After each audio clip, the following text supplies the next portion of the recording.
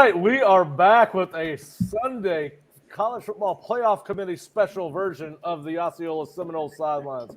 My name is Pat Burnham. I'm joined by Bob Ferrante, Jerry Kutz, Charles Fishbein, and Nick Carlisle, and we've got Mark Salva in church up in Nashville doing his best to help Florida State. We've got Kurt Weiler still in Charlotte trying to promote some positive energy for Florida State there.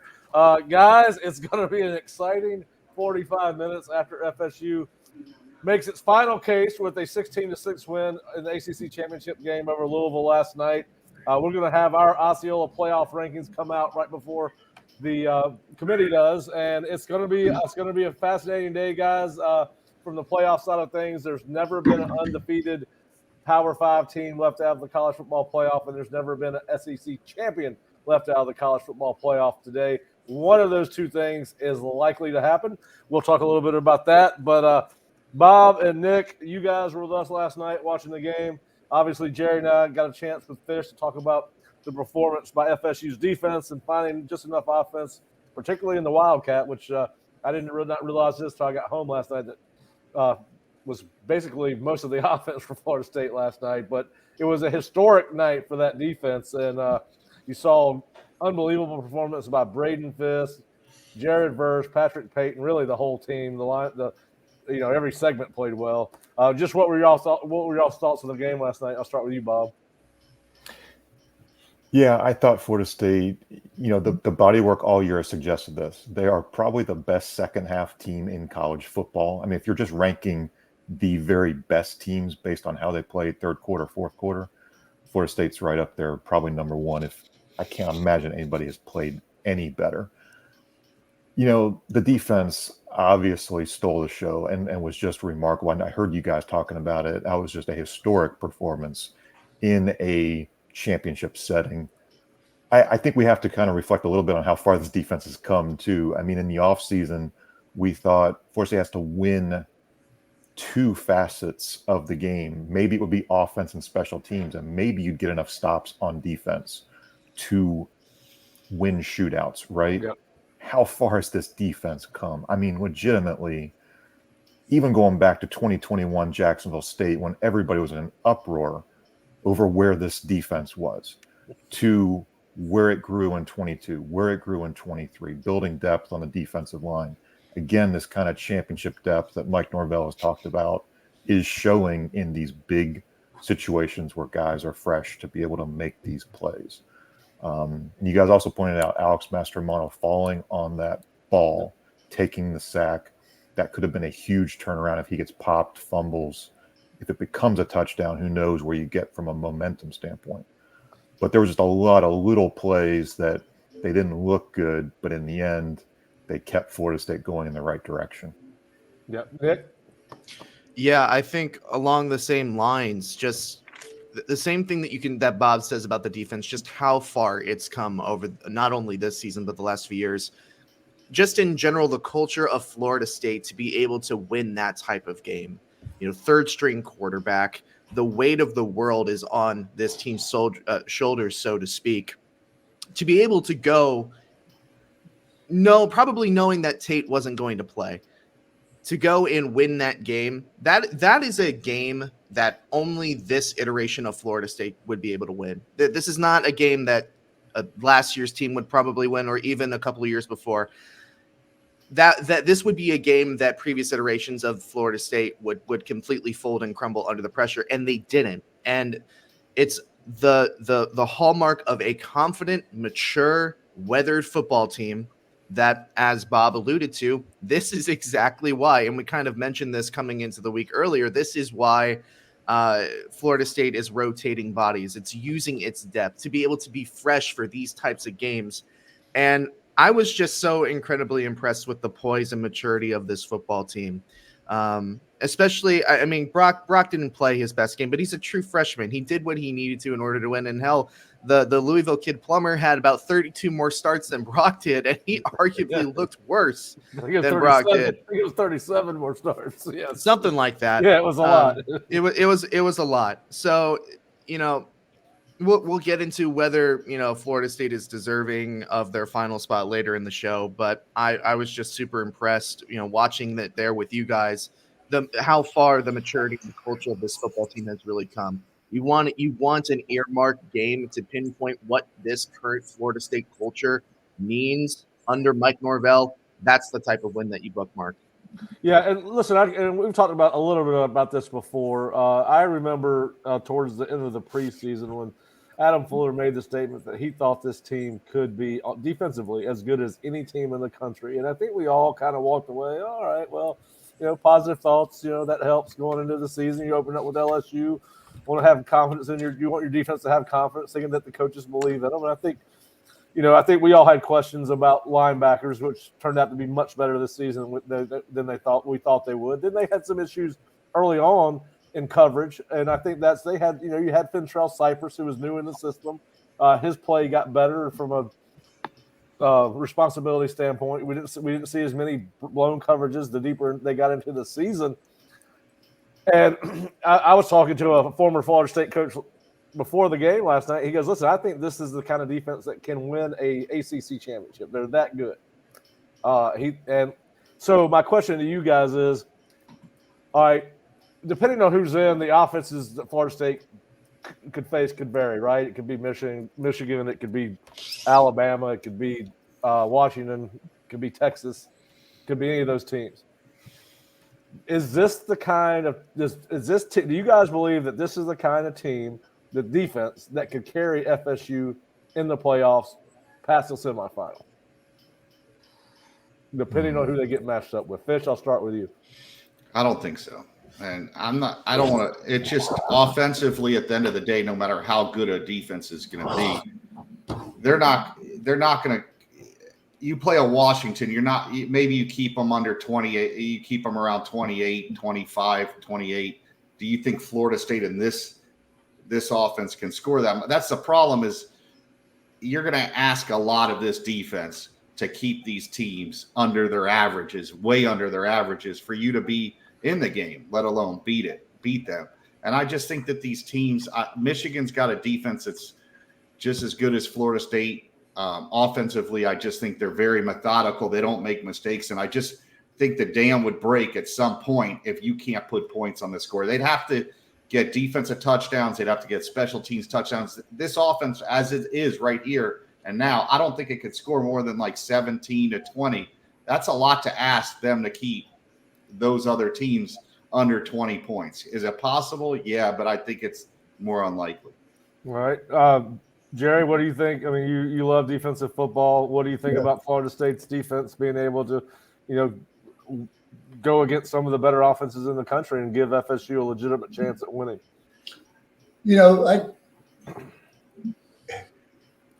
I said it to you before the show. I like Florida State's chances against Michigan. I don't think they've faced a defense that is got the speed and capability of Florida State. And I think they could hold Michigan underneath their offensive total. Now the question is, how many points can Florida State score? And you might have to depend on a defensive score, or being put in really good position in that game in order to score enough points to beat them. But you do get Tate Rodemaker back. You'll have a month with him to get prepared. And listen, I feel pretty good that Florida State can hold Michigan to 17. Yeah, I could see an 18-17, 12-9, 9-6 game against Michigan. What about you, Bob? Yeah, I do tend to lean toward what Fish is saying. Let me be just, if I'm making an argument for Florida State in this standpoint, you get rested players, okay? You get Darrell Jackson out there on the field for the first time this year. That can change some things. Darrell Jackson and Braden Fisk would be scary. It would be scary, right? What happens in the scenario where you force a couple of takeaways, and that could very well happen. Yeah, I think Florida State, if you were ranking the, let's say, efficiency of the four remaining teams in the playoffs just based on their offense, what is their offensive efficiency? You'd probably say, well, Florida State's fourth and maybe a distant fourth. But when you factor in the potential of a Keon Coleman return to set up a shorter field, or a Mastromano who flips the field, sets up the opposing offense on a longer field, the potential of a defensive takeaway, there is a formula, there's a roadmap to where you can be very competitive. Can you win? A lot of things have to go your way. Nick? I just think it's very matchup dependent. If you're looking at a Michigan that obviously loves to run the football, and as Bob said, you get Darrell Jackson back with the level that Peyton, Fisk, and Verse are playing at, they're playing like the best defensive line in the country right now. But if you're getting a matchup against somebody like Washington that has a Michael Penix Jr., and we watched him carve up the Oregon defense, which is a pretty decent defense. Yeah. To say the least. I guess the one knock that you can say that kind of, just to play devil's advocate here, the bad guy on the shoulder, is that Florida State still, even in the last 3 to 4 weeks, has not played a good quarterback. And there is the we can talk all we want about how much this defense has improved, and it has improved, but you have to also acknowledge with that the level of quarterback play that has come the past few weeks. Now, was Plummer just that bad last night, or was it Florida State's defense making him look that bad? That's where you can probably go and take a look at the film. And I haven't watched too much of Louisville throughout the rest of the season. But that there's an argument to be made for either case there. So as it pertains to the playoff, if you're getting a Michigan that loves to run the football, I know the stat on Florida State's rush defense isn't that fantastic, but the eye test suggests that they are playing at an elite level up front in the box. But if you get a Washington team with a good quarterback that can really throw the ball and carve up the defense, especially up the middle, that's where it kind of becomes a huge question mark as to whether or not this defense can lead Florida State through a semifinal. Yeah, listen, to your question about what was worse last night, Plummer, his performance and ability, or FSU's defense. I give full credit to FSU's defense. Louisville had a very good offense coming into this game. We talked a little bit about Jeff Brom last night. I've followed Jeff Brom's career for a long time. He is one of the best play callers in college football. His quarterbacks are usually very effective. What they did to that team, that team could not do anything last night. 188 total yards. I would almost guarantee you it was the only time Louisville finished below 300 yards all season. I've not gone back and done that. Well, they are averaging 420. Yeah. And you turned a 68% passer, a 66% passer, 78% passer with adjusted completion percentage by PFF, meaning factoring in drops. He turned him into a 38% passer last night. Listen, you could go back and look at Brom's career even as an OC. They've never been dominated like that. Nope. Never. And he was at Purdue where he had to rebuild that program. He rebuilt Louisville this year. They've never been dominant. Because I know one of my good friends wanted Brom to possibly be the guy that replaced Taggart. And I got to tell you, I followed his career. That was pure. He's never been stuff like that. Trust me. I guarantee he'll tell you that. They've never been dominated like that. Well, there you go. Again, I still lean on the point of, it depends on who you see in the playoff. But if the Florida State defense was really doing that to a scheme and an offensive play caller like that, then you got to give them flowers. I think the one thing about Michigan, and I think everybody overlooks this. They just think it's the typical Michigan, or they play the results. They only won 26-0. Michigan, when they had to play Ohio State, or they played Penn State, they ran 30-something straight times, and everybody in the stadium knew they couldn't do it. That's a great football team when you can run that many times and they can't stop you. And what they did to Ohio State with 8 minutes left, they basically sucked oxygen. Michigan doesn't turn the ball over. They've got the bet. McCarthy would be the best quarterback they faced, and they've got a very good O-line. And you're asking a team, and I'm not saying Florida State can't beat them. Anything's possible when you get this far, because Florida State, I think, is a great team. I think people overlook the fact that they are a team. They're not individuals. They are a great team, and they've got great pieces on that team. You're asking a lot of a team that the last 2 weeks offensively has literally been, I don't want to say awful, but it's been close to it. You're asking that a lot of that defense to hold a very good team that eventually is going to break the dam in a game. Listen, last night, all it took was one good drive, and Florida State could have lost that game. It puts so much pressure on you. And we know as in the playoffs are a lot different. When one thing goes wrong, we've seen it in Super Bowls or playoffs, that thing could go sideways real quick. And this team isn't built to come back from more than 7 points right now. It's the way it is 10 points. Well, all right, so let's talk about the elephant in the room. It is about the offense, right? I mean, that's where it's about Jordan Travis not being healthy. It's about what they've done the last 2 weeks on offense. And how do you guys think? How big a factor do you think that plays with the committee's thought process? We're about what? Let me lead this off. By saying, if Florida State, all of us except maybe me, are offensive oriented. The world of college football is offensive oriented. I promise you, the people on that committee are offensive oriented. But I would advocate that if Florida State's offense the last 2 weeks played as good as this defense did, and our defense played as bad, they would get in. I mean, we'd be Washington. Yeah. And everybody would go, great. Man, we're great. Washington's defense isn't that bad. Like, Jerry, you keep saying that Washington's defense is bad. Their defense, I know what the stats say, but I've watched them all year. Their defense gets stops when they need to. That's how college football is now. You get stops. You don't see 36 fish on the stop rate. On the stop rate. I understand, but when they needed stops against Oregon, they got stops. And Oregon's better offensively than any team FSU's seen this year. They get stops. And that's the thing. When LSU won the national title with Joe Burrow, their defense was exactly how Washington was. It was a very average defense. They just blew teams out.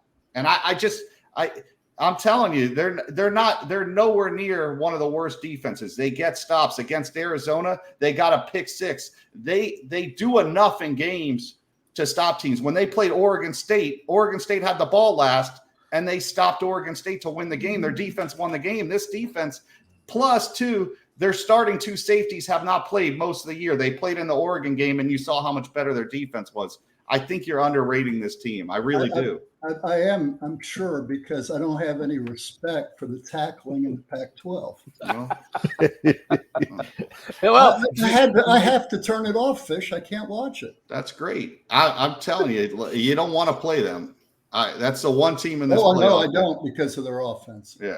But what I'm saying to you is that they're going to get in, and everybody's excited about them because their offense is great. Yeah, because Michael Penix looks like a damn all-pro playing quarterback, and they're fun to watch offensively. You can hit Jared Verse and Fisk and all these guys. Ball and Dent played his ass off. I said it was the best performance I've ever seen. I think their defense played unreal last night, but you're expecting them change the eye test is what I'm saying. I'm saying, though, you're expecting them to play to that level against way better offenses, and then an offense that hasn't played well the last 2 weeks.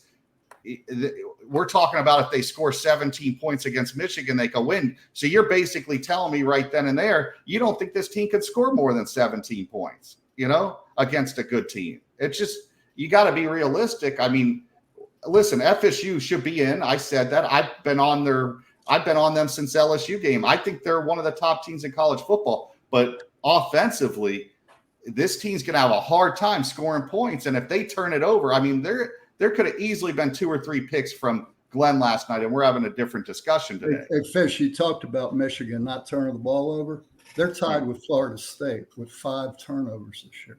Yeah, they don't turn it over. We don't turn it over either. No, I know, but they're so controlled. They suck. Listen, they're so good at what they do that you fall asleep, but they're great at what they do. They're a power run team. They're not flashy, but they're very productive at what they do. They're efficient. And this is what makes the playoffs great, because we're going to get to see Washington against I think you're going to see them against FSU in the first round. Yeah, I mean, Yeah, We're we'll just see. talking about that too. Michigan's got a great defense, so maybe they'll put the two of them in the Rose Bowl. Who knows? Well, listen, I kind of feel like we're getting ready to go into our Fraser Crane I'm listening part because everybody's going to need some therapy today at some point. Yeah. So, somewhere in America, there's going to be a lot of therapy going on. And listen, just for the day, I actually came outfitted with my widespread panic T-shirt on because there's widespread panic everywhere. I've been waking up to messages all night about the damn playoff, man. I just can't wait for them to decide. But listen, I think that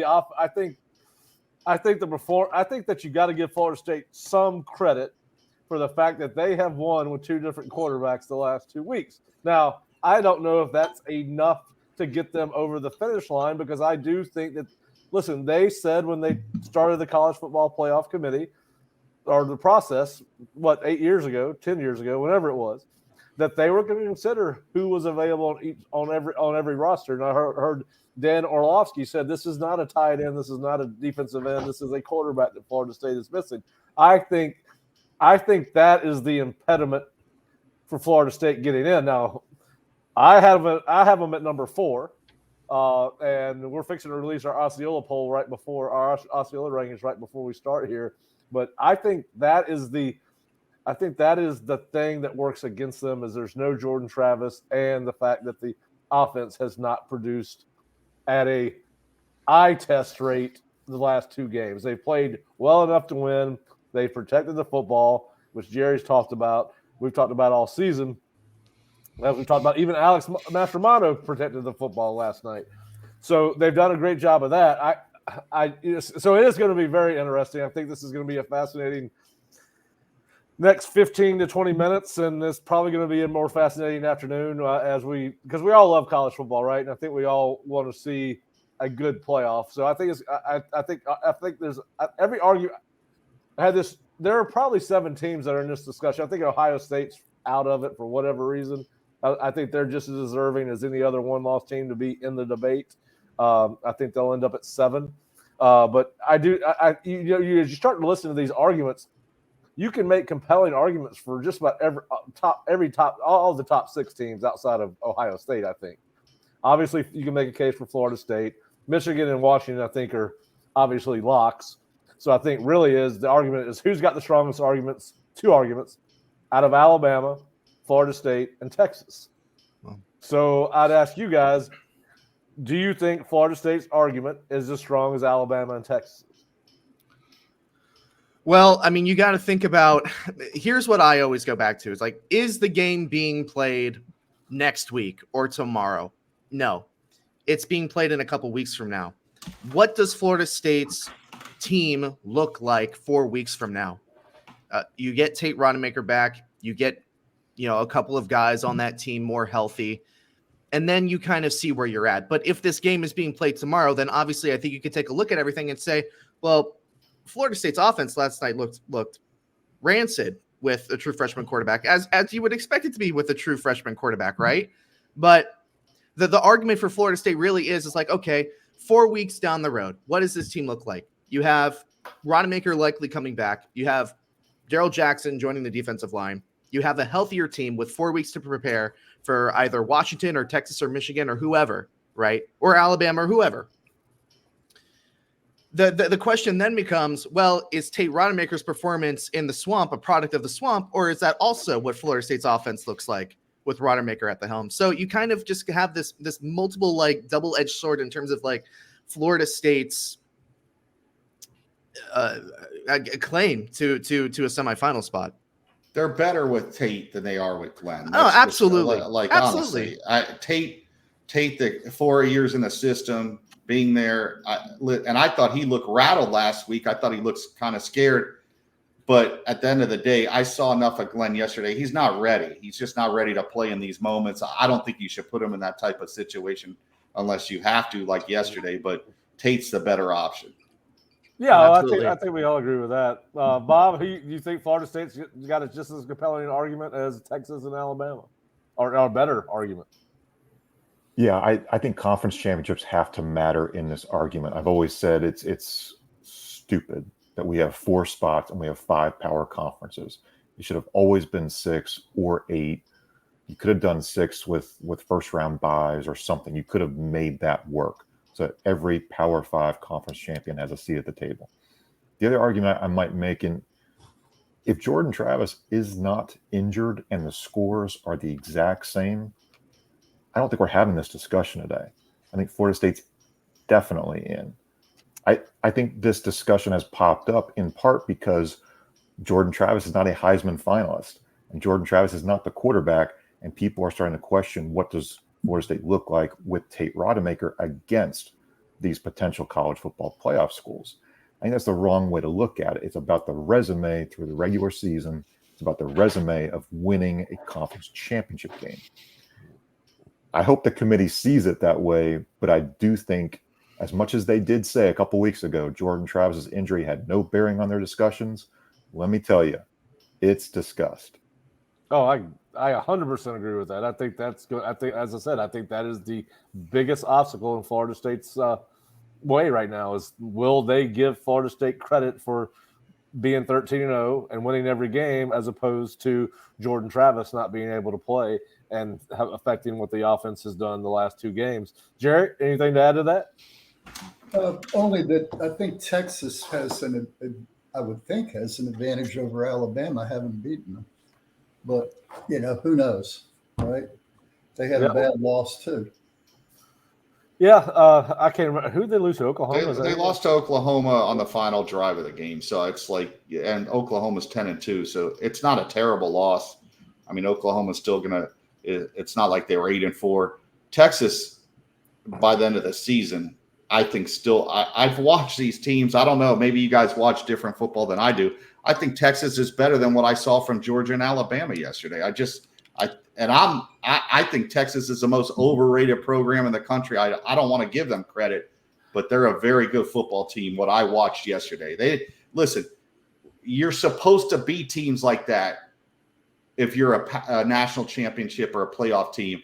Oh, well, they didn't play anybody. Well, they beat that team how they were supposed to. They dominated them from beginning to end, and they looked really good on both sides of the football. Well, they did look good, and they did dominate. I watched almost all of that game. They were the best team from the start of that game to the finish. It was not even close. I'm just not sure that I agree that win is more impressive than Alabama's win over number 1 ranked Georgia. And I think that's why I would have Alabama in front of Texas. The only thing I'm going to say about that, Pat, and I'm not trying to knock Georgia. First off, Georgia, they're a great team, great program. They didn't really play a whole lot of good teams this year, being in the East side. And that wasn't the same Georgia. Amarius Mims didn't play. You want to talk about a team that took a lot of losses from injuries. Amarius Mims didn't play. Bowers was 50%. McConkey was 50%. Their third best receiver was out. That Georgia team wasn't the same team we've seen all year. So if we're going to take injuries into account, Alabama beat a team that was severely limited offensively and wasn't the same team we've seen the last 2 or 3 years. Fair enough.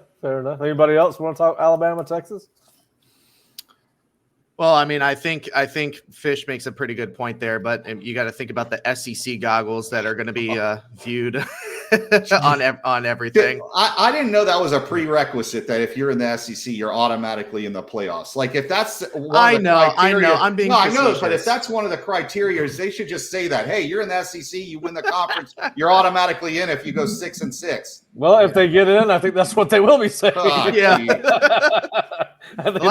I guess Texas is winning at Alabama where they dominate shouldn't have any impact on their decision making. It will. Well, I mean, it will have some. I mean, listen, these guys are having these same conversations, probably not being as nice to each other as we are. I would think Texas is in. I think Texas is in too. All right. Well, with that being said, let's release our rankings because they've already started the show, and so we took all 7 of us from the Osceola, compiled our individual top 5, our top 6 into the Osceola committee's playoff rankings. And here's what we came up with: we have Michigan number 1 by 1 point over Washington. Then we had Florida State 3, Texas 4, Alabama 5, Georgia 6, and there was definitive difference between Florida State, Texas, and Alabama as 4, 5, and 6. 4, 5, and 6. I mean, I'm sorry, 3, 4, and 5. Florida State on our poll had plenty of wiggle room in front of those teams. So we would have Michigan and Texas in the wouldn't be the Rose Bowl, I'm sure, Sugar Bowl, and we'd have Washington and Florida State in the Rose Bowl. So that's where we landed on it. Guys, how do you guys feel about our top four? Where do you agree and disagree? This was exactly my ballot, so I totally agree with this. I just think there is a differentiation, again, between the unbeatens and the conference champions and those that have at least one loss. All right. Jerry? I'm good with it. I think I was right on that. Fish? Yeah, I basically the undefeateds are in, and I think Texas's win over Alabama is the difference. I think those are the 4 teams in. All right. Nick? I mean, I had Florida State at 4, and I had Texas jumping them to number 3 in my poll. Because if you're going to, I feel like if you're going to slight Florida State's performance in any way, you would have Texas jump them. But I feel like that's probably what we all landed on at the end of the day. I think is probably what it's going to end up being. But if we want to be the negative Nancy in the glass half empty, you could say, well, maybe you could see something like somebody like a Texas jumping Florida State based on the performances from yesterday. Well, Chris Holder just brought up a great point. Maybe they will grandfather Texas into the SEC before the playoff starts, and we will have an SEC. Yeah. I thought about that this morning. Great job. All right, so I had Washington 1, Michigan 2, Alabama 3, and Florida State 4. So I think the SEC champion deserves to be in. You have Washington 1? Yep. So obviously you think they're pretty good. I've had them 1 or 2 every week we've done this poll. Yeah. I've never wavered on my love for the purple power that is the Washington Huskies. I think I'm with you, Fish, on the Huskies. I think they can get it done. I think I thought Oregon might have been as good as anybody in America going into that championship game on Friday night. And I think now Washington might have, I know they beat the same team twice, but I think Oregon was better in the second game than they were the first game, and they were pretty damn good in the first game. So, I've got Washington 1. I think especially the way Michigan did not look. I mean, obviously they shut out Iowa, but I think that was the expectation all along, right? I mean, nobody thought Iowa was going to score more than 6 points. They kind of, the game was all at the same time, so I can't sit here and say I paid total attention to all right, boys, we got some breaking news on something else. Houston has hired Tulane head coach Willie Fritz, so we know that's probably going to put one of Florida State's assistants in the pool for that job. We'll talk about that later. Oh, boy. That is breaking news. Alex Atkins was the offensive coordinator for Willie Fritz before he came to Florida State, so that'll be interesting. But we'll talk. I just want to break that news because it will be a talking point over the next couple of days. But yeah, listen, I lost my train of thought. What was I talking about before I went to Alex Atkins? You can't multitask. You're just talking about. Hey, you were just talking about how you can't multitask. I am putting up graphics. I'm interacting with viewers. I'm talking to you guys. I mean, there's a lot going on over here in Kauai. Anyway, you were talking about how you weren't able to pay as much attention to the Big Ten. I just wasn't. From what little I did see, we had a bank of televisions in front of us, but obviously, yes, we did. Our focus was Florida State and some soccer game that they had on. But anyway, I just didn't think Michigan looked dominant enough. Jerry and I talked about this before we came. After watching Michigan, I think Florida State can play with Michigan in a semifinal or final game. One thing to remember, though, they just played an emotional game against their main rival, Ohio State, and you're playing an Iowa team that's sleepy. It's not the easiest to get up for, knowing that you're a 22-point favorite, and they still covered. Like I said, people play the results. That's a very good Michigan team. I'm not saying they're not very good. I'm just saying that I thought going in that game was going to be like 42-3, and they were just going to run through them like whatever. What's the thing about shit through a goose. Yeah, I thought it'd be one of those. I thought it'd be one of those type of games.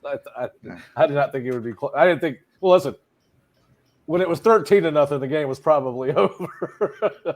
But I just thought they would manhandle them, and they may have. I'd have to go back. They played very vanilla. Listen, I don't want to be defending Michigan like they're the best team of all time, but they dominated that football game.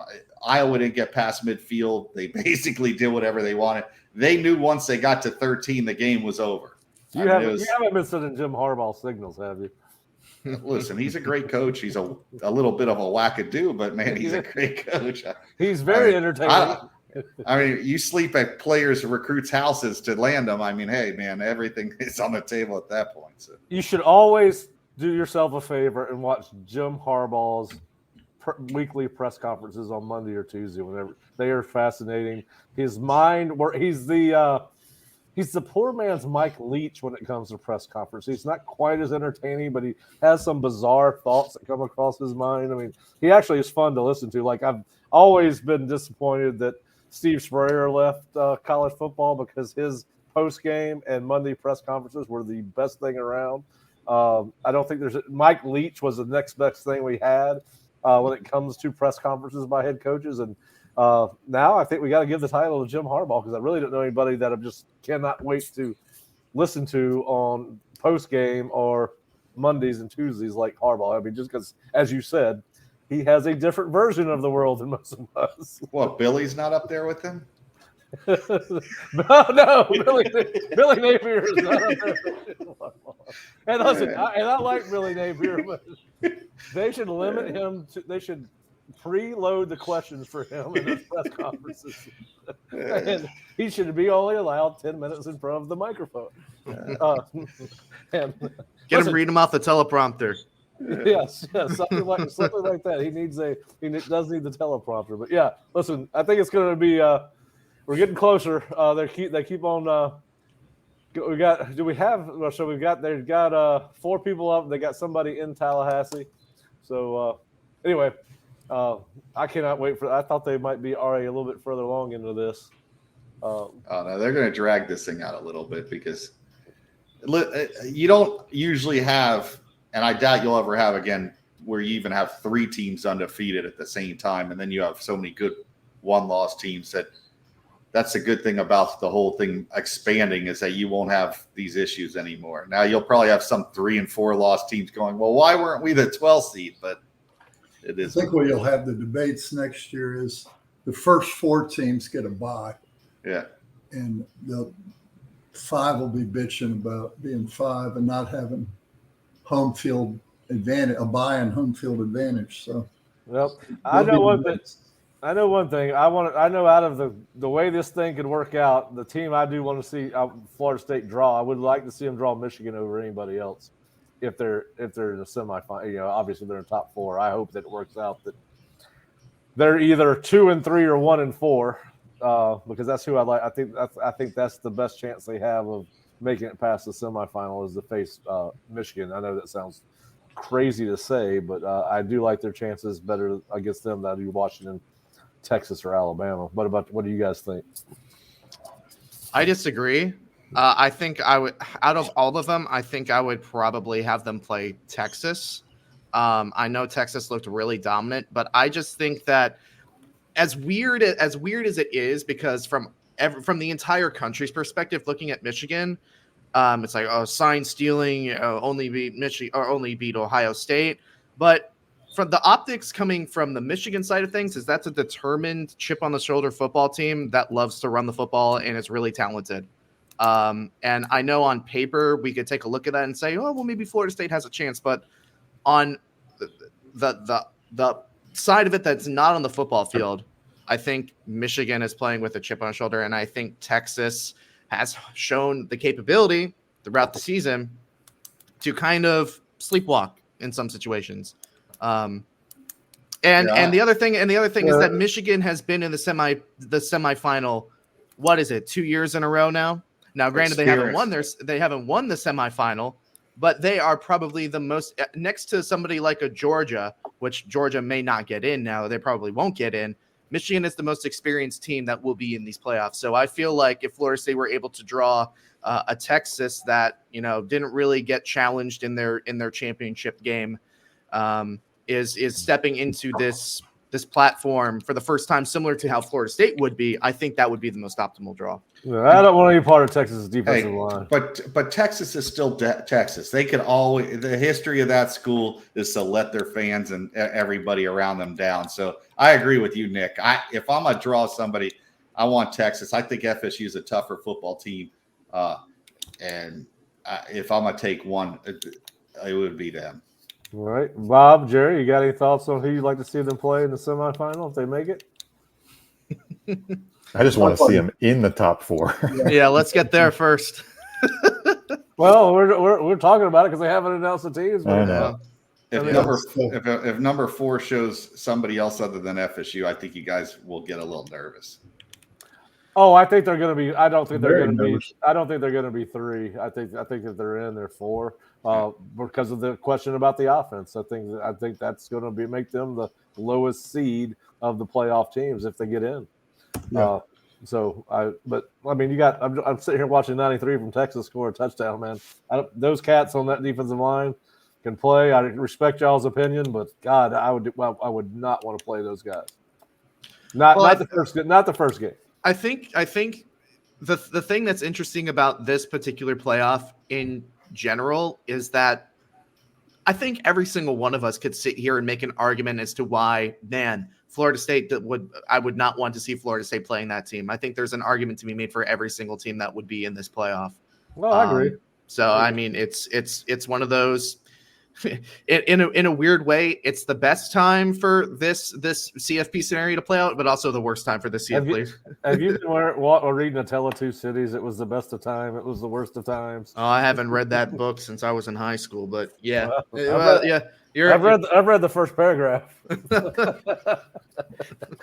is the most reading you've done in 10 years. When's this thing supposed to be announced? I probably haven't read in 10 years, to be honest with you. Everything I need to know is on YouTube or Twitter. Yeah. Why do I need to read anything anymore? Yeah. All right. So, hey, is there any chance, guys, that Georgia and Alabama both make it? No. I would be sending a federal investigator to Sankey's house. If that happened, to be honest with you. That would be better than what I thought you were going to send to his house. No. I don't have access to those. Remember, guys, this is a committee. Yep. Like Coach Bowden said, the giraffe was Bobby's, committee decision. Created the giraffe. Yep. No good decisions come out of committee. We have talked about this, though. We have said there are 3 coaches on this committee, and there's 3 coaches there for a reason. It's Jim Grobe, it's Joe Taylor, it's Chris Ault. Yeah. Some guys who understand, I think, respect Florida State and ACC football. Obviously, Grobe being at Wake Forest for a long time. Joe Taylor coached at FAMU. I think there is an understanding. There will not be a cheapening of the ACC in the discussion. I do think there might be a cheapening in what does Florida State look like without Jordan Travis. But at the end of the day, I think the coaches will be the voices of reason and will say teams that are conference champions, that have not lost a game, have a higher weight in the discussion. Yeah, I think those 3 guys will have. I think those 3 guys will definitively. And I don't know if did they release each committee member's individual votes. I don't think so. I think they should. I think they should. I think there's 14 people on that committee. Only 3 coaches. Yeah, I think it's 13 and 3. Yep, I think that's right. Yeah. I think there's some former players though, aren't there? I believe so. I believe that's correct. I don't know who all is on. One or 2. Yep. So listen. I think that bodes well for Florida State. So I think it comes down to what are those other 10 guys going to do. But remember, everybody last year thought there was no way that Alabama would get left out and TCU wouldn't get in, and TCU got in. So I have faith that these guys will do their valid point. What happened to TCU last year in the championship game? Does that factor into how the committee does that factor in at all? They won a game, so I know. I'm just asking. I knew they made it to the final. Yeah, and Yeah, I mean, if this committee is as good as at their jobs as they want to think they are, last year doesn't. It may give confidence to the fans and everybody hoping to make it into a playoff spot. But if they're taking anything from last year into consideration and how they grade this, I don't. Man, you guys are typical Florida State people. Just you believe the world. Always the negative side's going to happen, man. Have some faith.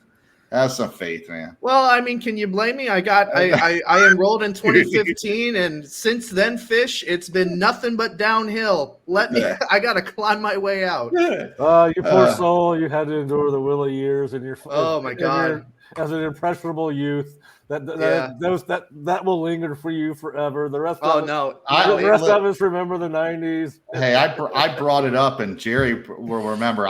My first experience with FSU was, I believe, the 79 and 80 Orange Bowl, and then playing Oklahoma. And I think one of the years FSU was undefeated and had a shot at the national title. So that they've had a lot of good football while I've been alive, and the Willie years, honestly, most teams have like 3 or 4 of those in the same time frame that I've been alive. So, I mean, I don't think there's been a lot more positive with Florida State football than negative. I think one of my first games at FSU as a student, Florida State was playing Virginia Tech. With leather helmets? Florida State had Gary Huff was the starting quarterback for FSU, and Don Strock was the quarterback for – they were ranked number Don one. Don Strock? Yeah. Famous Miami Dolphin. They were ranked number 1 and number 2 in the nation in passing. That was my first game in Doe Campbell Stadium as a student.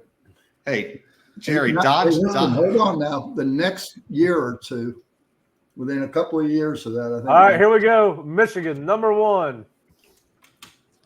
Enough about the 1920s. You're ahead of me. Michigan, number 1. Well, something. We went 0-11 and 1-10 my junior and senior year. Jerry, you know who the coach was at FIU before Mario, right? Don Strock. He was terrible. The worst coach I've ever met. You know who backed up Don Strock at Virginia Tech, don't you? Bruce Arians. Oh, my. Oh. There's a trivia. I didn't know that. I'm pretty sure that's who backed up. Either coached him or backed him up. I think I have to go back and look at it, but he has a Virginia Tech record. I'm pretty sure he played at Virginia Tech. I think he's a Hokie. So we went from really good football at Florida State to the outhouse with and the guy who led it. Number 2 is Washington. All right. All right. Now, all right. We're getting closer now. They're going to sit here and opine about him for about 2 minutes. They're going to commercial right now. They cannot go to commercial in the middle of the top 6. 3-minute media timeout, real quick. Yeah. 3.5 minutes. Yeah. Guy with the red hat. Yep. Somebody's going to call a timeout. Get the stick with the timer, the countdown timer. At least they do that. If they're going to make me sit through that ridiculous amount of commercials, at least I know how much time I have to go get a glass of water, a bottle of water in the press box. I appreciate that. Yeah. Or if I want to run up to the roof and watch the game from the roof, I know how much time to get back. I'm glad that you got to discover that, because I cannot believe you've been here as long as you did and you didn't know that you can go up there. Listen, guys, if I had access to my computer up there, y'all would never see me in the press box. I would watch the entire game from the top. I'll bet we can make that happen. Texas is in. Let's do it. Texas is in. Texas at 3. Oh, Lord, boys, now I am nervous. Okay. Texas is 3. How in the world? Well, that's what I figured. I'm like, well, if you're gonna slight Florida State but keep them in, you'd have them get jumped by somebody. So, if Florida State is not at 4 here, then oh boy. Yeah, I listen. I thought they were going to be 4 all along, so I thought they were going to get jumped by Texas or Alabama. So that does not surprise me at all. Rematch of the playoff bowl game. All right, boys, throw it up there. You've set that 4 box empty long enough. Oh shit! Then they go through a split screen: Alabama, Georgia, and Florida State. They could do like Price is Right, or Georgia shouldn't even be in the conversation. Well, it's going to be interesting. They really are playing this thing out. Maybe they haven't quite decided yet. They're going to send it in like the NFL draft. You got to send in a piece of paper. Yeah. Alabama Alabama 4-1 versus top 25. FSU 3-0. Georgia 3-1. Strength of schedule: Alabama 5, Georgia 37th, FSU 53rd. The strength of schedule hurts. But again, you can't control your strength of schedule. You can win the games. Georgia 6. Sorry. So now they're going backwards. Yes, they're trying. Yeah, so for the love of God. my heart about sank when I saw Georgia. I was like, no, there's no way. They're going to crown the runner-up next. Now they should. Yeah, well, they should just put 4 and 5 up at the same time. All right. Well, Georgia dropped 5 spots. That sounds about right.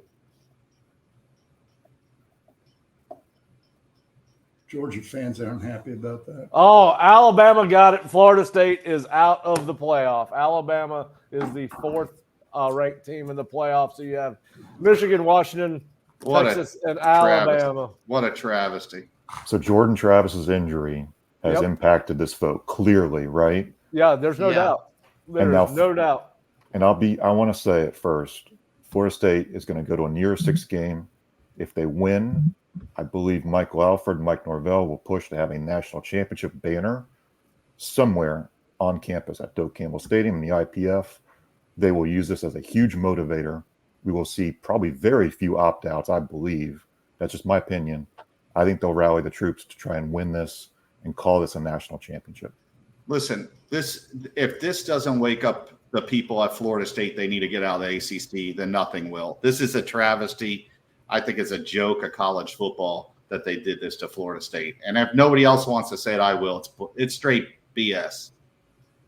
Well, I would have had them in at 4. I would have taken Texas or Alabama at 3. I thought the SEC champion would get in. I mean, you could see that coming from a mile away. Listen, Greg Sankey's been on. He's had his little press road thing all week, and he's doing his job, right? I mean, that's what he's paid to do. He's the commissioner of the SEC. But yeah, I'm with you, Fish. I thought they should have. I thought they should have given this team a chance to play for the national championship, given the fact that this defense had played so overwhelmingly good the last 2 weeks, carried this team. But I agree with Bob. I think at the end of the day, what we talked about early in the show, I think Jordan Travis not playing and the offense not being anywhere near what it looked like prior to his injury. I think at the end of the day, I think whether Boo Kerrigan or the committee talks about it, and you just said that the regular season and these games don't matter. That's what you just said. That winning your conference, that basically you change the rules once again. It's just ridiculous. I don't know, man. I think it's ridiculous, but that's just my opinion. Well, I mean, again, if you want to go to the conference championships, I mean, Florida State still won the conference championship. It's not that they lost it and they're now out of the top 4, right? So, right, I mean, it's we have been saying, I don't know if it's been openly said on this show, but it's definitely been said in the inner circle to the kind of the talks about, well, there is a case to be made like this may be the situation in which for the first time ever a 13-0 conference championship gets left out. And now that we're here, it's weird. It's contradictory because as much as the committee wants to say, well, Jordan Travis's injury didn't affect, why does Jordan Travis's injury now affect it, whereas it didn't a couple of weeks ago, right? Like I can understand why it does, but you still have to ask the question as to why that is now coming into play. And this may sound as like really homerish because it does come from that place. But I mean, if Florida State was able to go into the swamp with a backup quarterback and win and shut down a good Louisville team with one of the most dominant defensive performances that anybody has that I've seen personally, and I'm sure that you guys can chime in and say that was one of the most dominant performances that you've seen with a third string quarterback again, my whole point earlier, this game is not played tomorrow. It's played 4 weeks from now. You know, if the game was played tomorrow, then maybe you can make the argument and say, yeah, I can understand why Florida State got left out. But well, I can tell you what their argument is going to be. It's going to be body of work after 13 games and watching Florida State without its starting quarterback struggle offensively. I mean, yeah, you ask. I'm just telling you. Yeah, I know. Yeah, Alabama struggled against a USF team. They struggled to beat an Auburn team at home that lost to New Mexico State. Like, well, come Fish, on. not everybody just walks into Raymond James Stadium and comes out with a win. Yeah, I know. Those Bulls can be Like I tough. said, Those these Bulls can are be tough. people that I truly don't believe watch the games and they play the results, and that's what they look at. And it's a travesty, I think. Well, And you I know know. what? Sorry, You feel for the kids in that building, those coaches in that building right now, because that's got to be very deflating. I'm sure they're having a watch party or just got through watching this. I can only imagine, having been a part of 10 college football teams over the course of my career. We got left out of a bowl at South Carolina one year when we were very deserving. We got left out of a bowl one year at South Florida when we were very deserving. So, and this is the same, because it wasn't a playoff, but I do have a appreciation for what those guys are going through. I can only imagine the sinking feeling in their all. I mean, that's just got to be gut wrenching over there at the Moore Center right now. Yeah, go ahead, Bob. Hey, You sorry, mute? I was muted, but we have a statement from Michael Alford. It's coming across on email. And it begins, it is a very long statement. I won't read as a full, but the consequences of giving in to a narrative of the moment are destructive, far-reaching, and permanent, not just for Florida State, but college football as a whole. We'll put the full statement up on the site, but it was a prepared statement for this moment. Florida State clearly was ready to respond.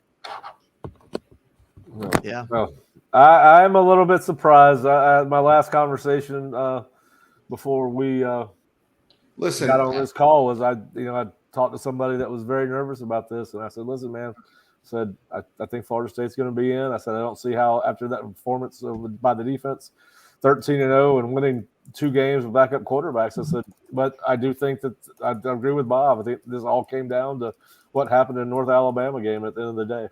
Yeah. The one thing I'm going to say is that if you're Alford and you're looking at this situation and you're looking at future stuff, you got to sit there and say, we can't, playing in the ACC is not going to help us anymore. Honestly, what's to say even with 12 teams that they just don't pack it with the SEC teams no matter what? I think they have to be proactive and get out of this conference or Florida State's going to have a hard time selling recruits on that you could come here and win a national title. I just think it hurts their program a lot that they got pushed out for this.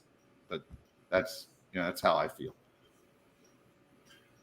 Yeah, I mean, it's fair. It's fair to say, especially from like a recruit.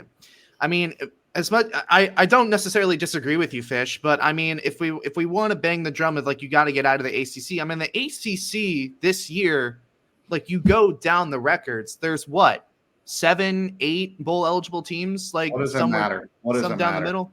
What does it matter? Well, I mean, clearly that's what the committee is You're- now showing with the final rankings here. But I mean, But Nick, you just had a team go undefeated, and you're saying, "Hey, listen, you're going to go now play in a meaningless bowl game." I know. I just think it's not fair. You just said that football that's a team sport, that the other 21 guys that busted their butts for 12, 13 weeks don't matter. That defense, Jerry said, that's one of the best defenses in the country. They're a top team. They beat LSU. They beat Clemson. Like, you're basically telling this team you're not worthy. I think it's a wrong. I think it's something you're showing something wrong. Yeah. I feel No, bad. I feel bad for those kids. I feel even worse for those coaches. I mean, this, you could say what you guys want, but this could come down to now where Mike Norvell is a head coach. He may like Florida State. He has a reason to leave now. It has ramifications that I think go beyond just today. I think it could hurt their program. I feel bad for the kids. I feel bad for the coaches. But it's again, I hesitate because this is the first time that this has happened. So it's not like we have something to look at to where it's happened before, and we notice trends developing, and I guess fans and media can process, I suppose, like the ramifications of this. You kind of get what I'm trying to say. It's like it's some unknown gray territory. Let me ask you this question, because Mark brought it up a couple of days ago. He mentioned the fact, and this is, I can't remember whether we were probably talking about the playoff and the playoff rankings. This was either a week ago or 2 weeks ago. He mentioned the fact that he thought it might work against Florida State that they played against so many backup quarterbacks this season. Do you guys think that had any impact on how the college football playoff committee ended up getting Florida State to number 5? I think I would say this: if Travis doesn't get hurt, this is all a moot point. I agree. Yep, I agree, because you guys don't take this to the world's coming to an end. It's a setback for sure. I don't want to overreact. Gary, even when he was playing, everybody, the narrative was that this team wasn't good enough to be in the. Listen, it was everybody, whether it's Joe Klatt or any of these national guys.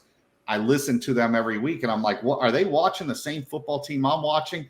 And every week, it was like it was like Florida State was not even considered to be among the top teams, even when they had Jordan. It just seemed ridiculous. You talked about it with Jordan being in the Heisman race, and they weren't even going to invite him to New York.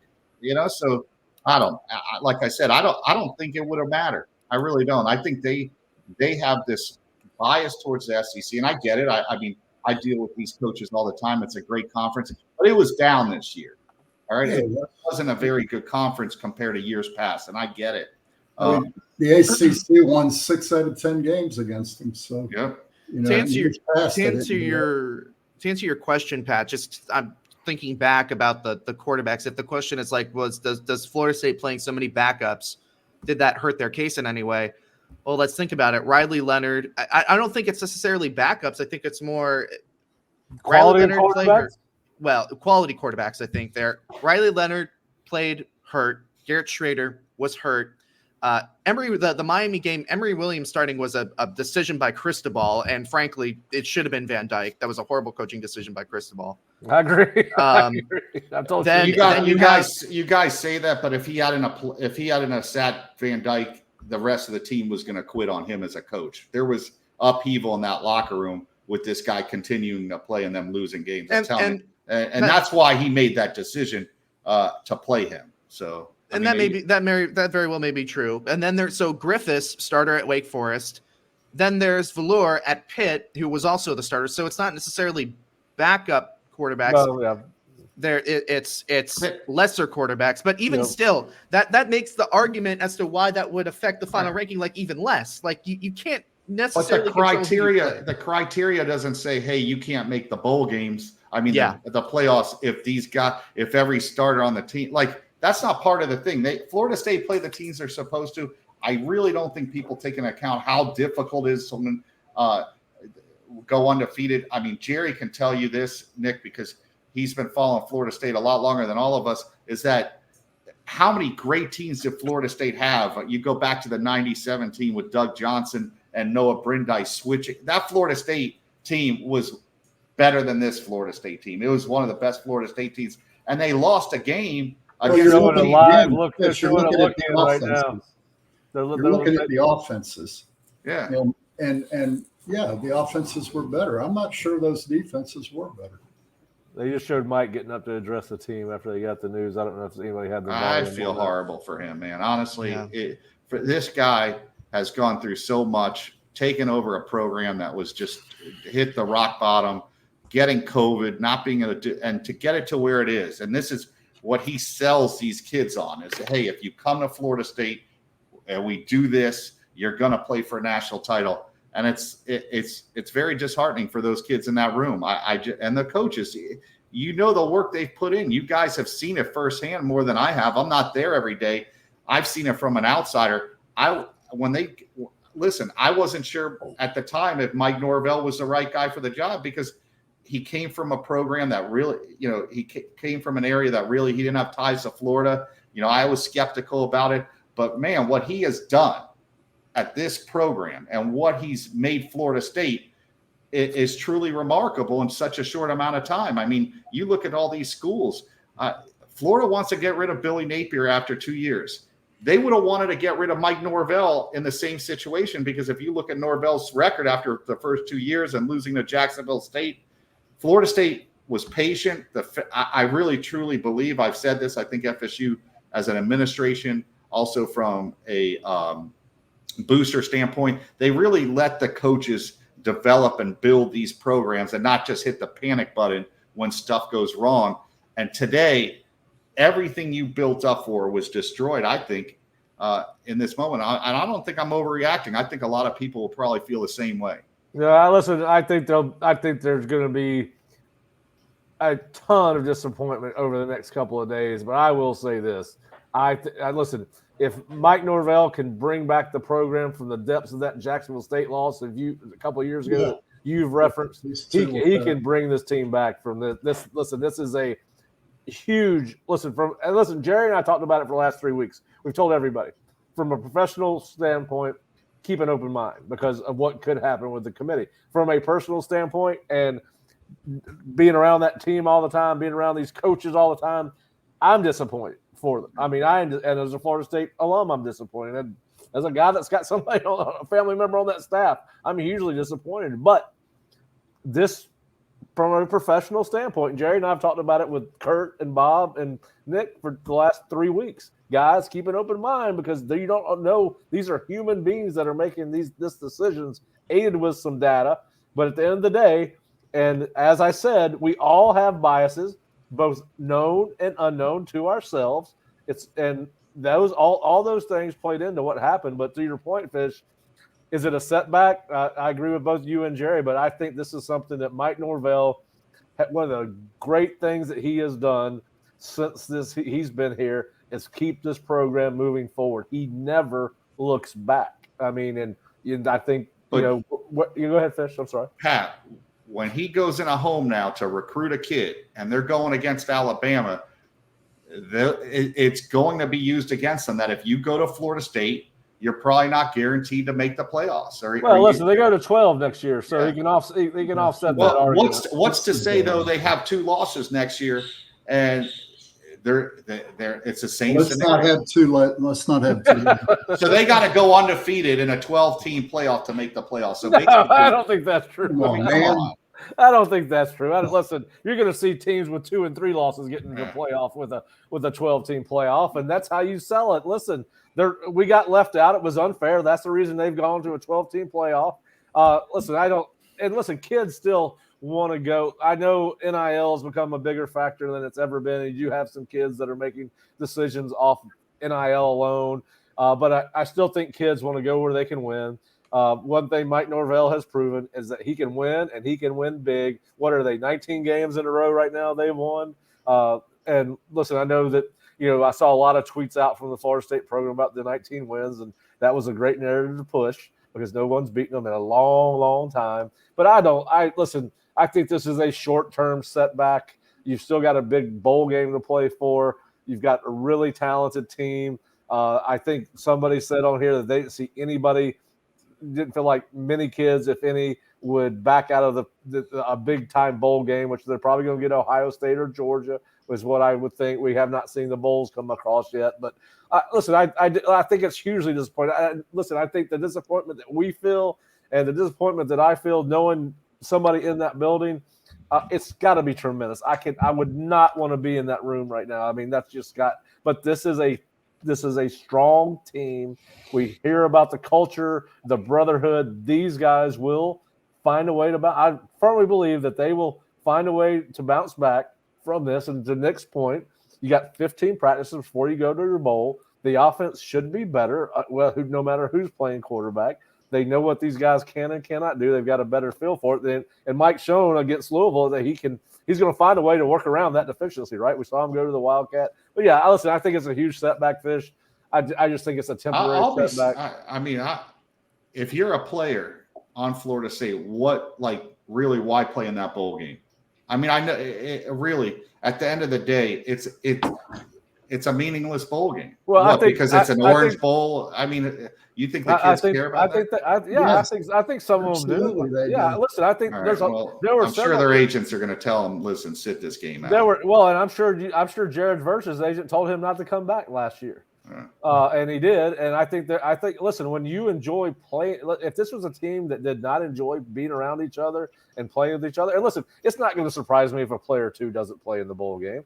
But I don't think Braden Fisk is going to say, hey, I'm not going to play. I think it probably gives them a little bit more of a stinger going into whatever bowl game they're going. We're going to go in here because now what you're selling is we got to go prove the college playoff committee wrong on January 1st or whatever the date of their bowl game is. But yes, listen, it's hugely disappointing. And claim a national title. Yeah. Yep. So I absolutely agree. Listen, this since Mike's been here, it's been one setback after the other, and he keeps moving the program forward. Yes. Yep. They're not wired. No, I understand. Listen, Jerry, I understand that, but you know what? If an SEC job comes open next year, and they're gonna sit there and say, "Hey, you come here, you can win a national title a lot easier than Florida State." It's gonna be used against them. You could ignore it, but of course it is, Fish. Anytime you're in sales, people are going to use anything they have against you. But what you have to do is look at the positive of the program you're in and what you can do to get better. It's a 12-team playoff next year. FSU is trying to move out of this conference. I mean, everything you're asking, Fish, is FSU is trying to do. Well, they need to do it quickly. That's all I'll say. Well, listen, they can only do it as quick as one of those other conferences allows them to do it. I mean, they need to call they need SMU boosters to step in and help them move out of the conference. Yeah, listen. Here, I would make this argument with a 12 team. Pat, I need to sign off. Okay. Jerry kicked his dog when he saw freaking Alabama pop up on that thing, man. All right, that dog took a beating on that one. All right, guys. See you later. All right. Later. Thanks, Jerry. Hey, all right, guys. Well, listen, we're gonna wrap it up. Listen, it's obviously a great season for Florida State. 13-0 ACC champions. Has met every challenge that they faced this year. Unfortunately, the College Football Committee did not see it that way, and we believe the reason for that was Jordan Travis's injury. At the end of the day, Florida State will still play in a big-time bowl game. We'll get that matchup a little bit later today. We are anticipating that it'll be Ohio State or Georgia, which will be a tremendous game. But certainly, listen, it's been a hell of a season to cover Florida State. It's been one of the funnest I can remember in a long time, and the trip's not over yet. One more big game. But listen, it's a disappointing day, bittersweet day for Florida State, coming off a 13-0 season. 12 hours ago, they were just crowned ACC champions. They're going to have to readjust. I think Mike Norvell will get this team back, refocused, and I think we'll see a very fired-up team in whatever bowl Florida State plays in come the end of December, 1st of January. Nick, Fish, any parting thoughts? Coming from both professionally and as an alumni of the school, just Florida State fans are not going to want to hear it right now, but this was a resounding success of a season for this program, for the culture that Mike Norvell has been trying to build, for the type of team that he's been trying to build, and for the future of this program. To have not only back-to-back 10-win seasons, but to go undefeated, win your first ACC title since 2014.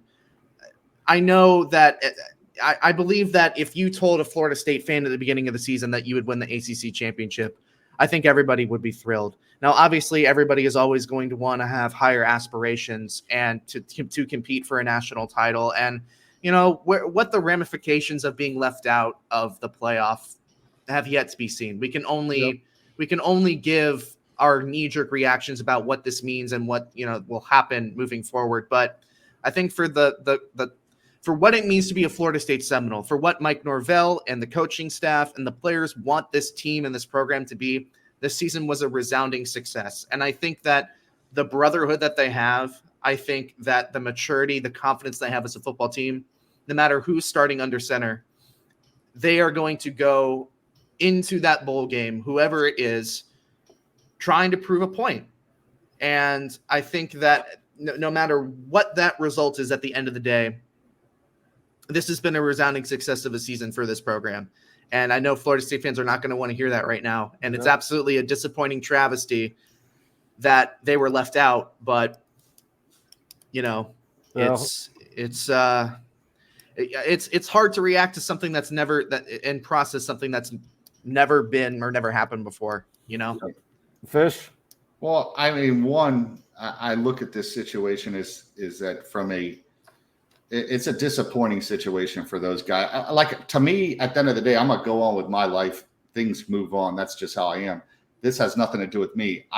I think that the work that Norvell and that staff did, they should have been rewarded, and they weren't rewarded. They were not rewarded for the season they had.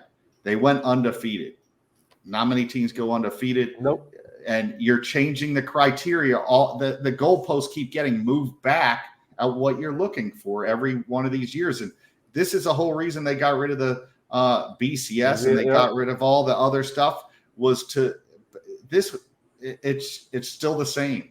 Well, listen, it's always been imperfect, and even when we go to 12 teams, it'll still be imperfect. But you've taken the college fan and you've put in the NIL, and you're paying kids now, and these coaches are making millions of dollars. Where is the fan left in all of this? You basically just crapped on a fan base that it feels like they're already everything's against them anyway. I think it makes it sour for their taste.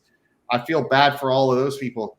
As well, it's a sad situation, but it's a business.